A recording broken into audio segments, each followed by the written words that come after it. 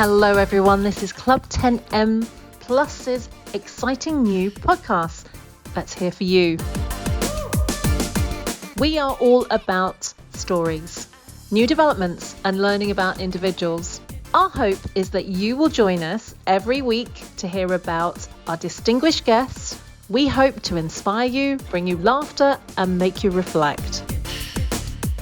Our guests come from all walks of life and primarily they want to share their stories. Not sure about you, but I love a good story. So Club 10M Plus have devoted their time to creating these podcasts, to sharing great ideas and stories and much more. So tune in every week to make sure that you don't miss out. It could be you next week. Want to know more? We want to hear your stories. So sign up and be our next guest.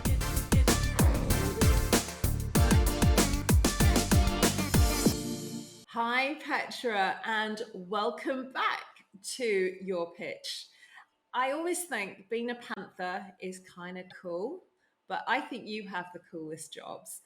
And looking at the fact that our last conversation was all around following and listening to your body signs and what that actually teaches us. So, without further ado, I want to hand over to you because I can't wait to hear the next nugget. Thank you so much, Krista. Thank you for having me back. So, like you said, last time we spoke about the importance of recognizing the root causes that may contribute our health issues. So today, I want to talk about another super important area that has the biggest impact, or one of the biggest impacts on our long-term health, also to how our aging and weight gain. So I'm talking about the truth about metabolic dysfunction and how to address it. Okay, I'm listening. Did you know that almost 90% of us deal with some type of metabolic dysfunction? It's quite a high number, and That's most of us are totally unaware of that. okay.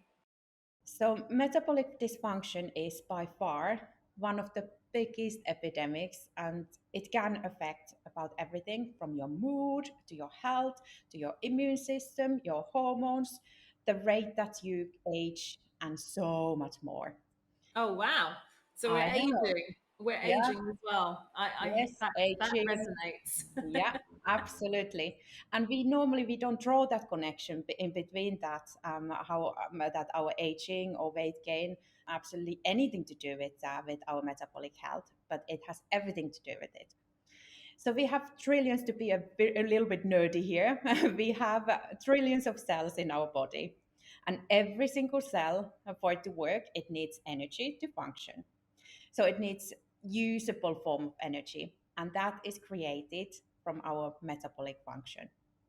So I can probably hear you asking, why does metabolic I health? am asking. I think everyone else is as well. Please Yeah. explain. Please So, explain why. so why does it matter then? Yeah.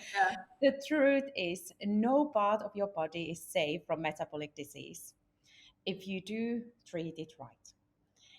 So the good news is that your body can become metabolically fit again with the right behavioral changes. It's all about controlling your blood glucose levels. There's been lately quite a lot of discussion around this topic, quite rightly so, because we are not, when we go to our health checks, the doctors very rarely draw our attention to our blood glucose levels or to insulin levels. So it's not just the food that impacts the glucose levels, it's the food timing, it's the sleep, it's the exercise, and the stress, which we all go through in one form or another every day. And they all play major roles in your metabolic health. So these factors are also closely linked to many chronic illnesses, unfortunately, and to show importance of making your metabolic health something that you care ideally as early as possible. But for us to care, we need to know about it and we need to know how to do it. So there's an educational side of this that we as individuals don't understand, cannot relate to because we don't know Mm-hmm. we need to look after this. Yes. It's interesting because I'm aware of insulin levels.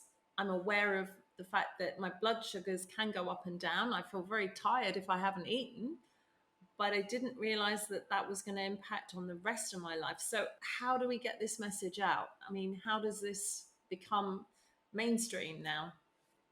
That is a brilliant question. So everybody can up level their lives by getting their metabolic health in check. So my mission is exactly that, to help Oh, wow. everyone to understand what is going on with their metabolism and to be able to act that so that they can move that needle from where it doesn't need to be to the right direction. So it's all about understanding how food causes blood sugar spikes and insulin resistance. And like you said, you are aware of those. But how do we make those changes? When and how and what we eat will significantly lessen that risk of serious chronic diseases caused by blood sugar regulation and insulin resistance, which are the major root cause players like to hormonal issues, cardiovascular disease, diabetes, and even dementia, which is called Wow. nowadays. I'm not So sure.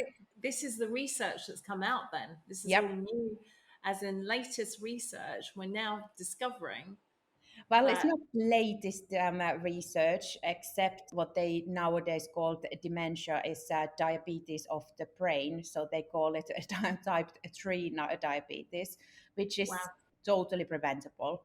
How does this happen? That was your question, and I went off Yeah. rail a little bit. How does this happen? When we are on constant, we call it blood sugar roller coaster. So we eat something which doesn't suit our body, we drive our glucose spikes crazy high, and then they come crashing down. When this happens constantly, we create this inflammatory response in our body. It is a kind of SOS signal in the body driving inflammation up. As you're probably aware of as well, so many diseases are in our body are based on inflammation. They are driven by inflammation. So the most common blood sugar symptoms, the blood sugar spikes and crashes, if you are not wearing, have you heard about the continuous blood sugar monitor? Yes. The Yes, one I am which aware, says yeah, here. that you put under your arm. Yeah.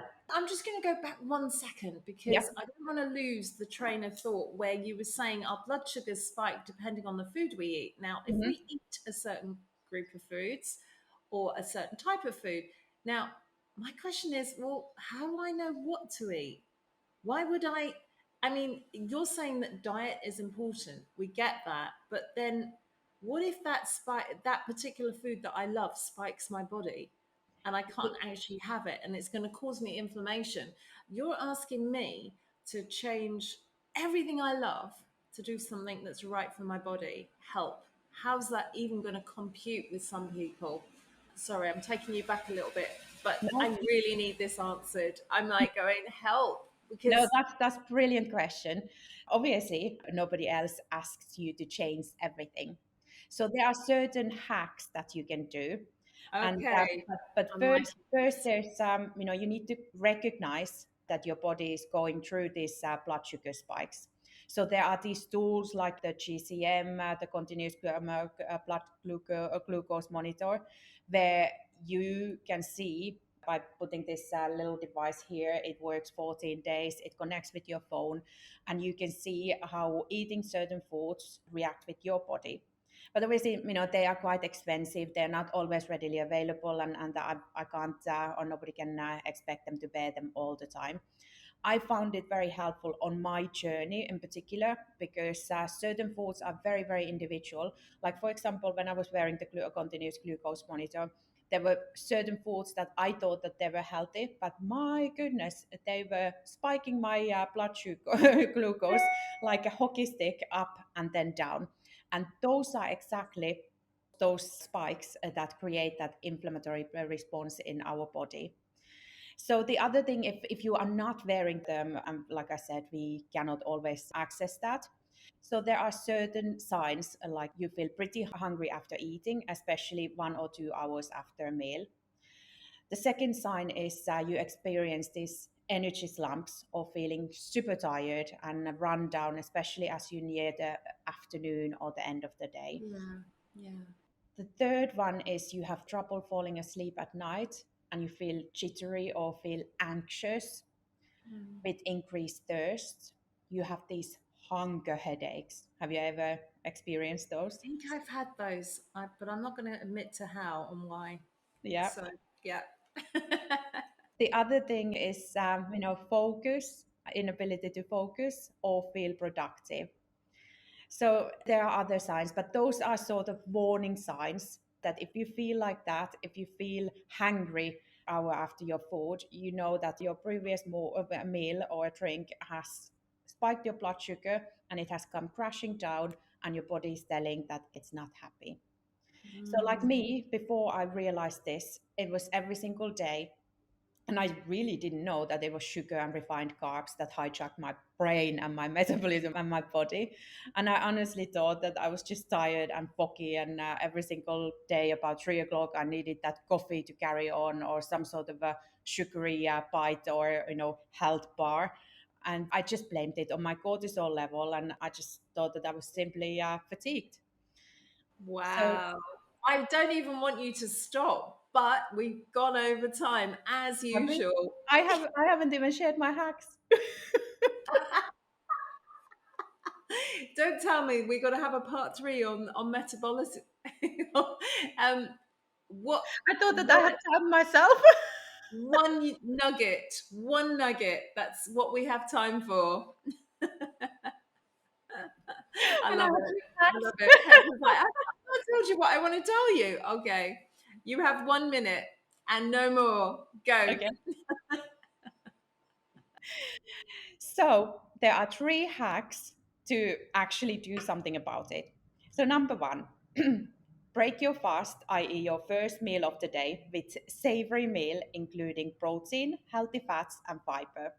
Do not or try not to have sugary breakfast, as this will set the tone of your blood glucose levels, i.e. the blood sugar roller coaster for the rest of the day. Number two, drink a tablespoon of apple cider vinegar in a big glass of water before your meal. I prefer apple cider vinegar before the meal because it takes down the blood sugar curve on what you are about to eat. Number three is to go to take a 15 to 20-minute walk after your meal, as moving your muscles in any form, a walk, squats, whatever you want to do, will absorb the glucose better in that way. Wow. Yeah. Thank you.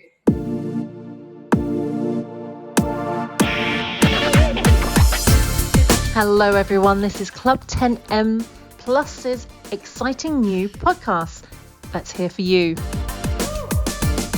We are all about stories, new developments, and learning about individuals. Our hope is that you will join us every week to hear about our distinguished guests. We hope to inspire you, bring you laughter, and make you reflect. Our guests come from all walks of life, and primarily, they want to share their stories. Not sure about you, but I love a good story. So Club 10M Plus have devoted their time to creating these podcasts, to sharing great ideas and stories, and much more. So tune in every week to make sure that you don't miss out. It could be you next week.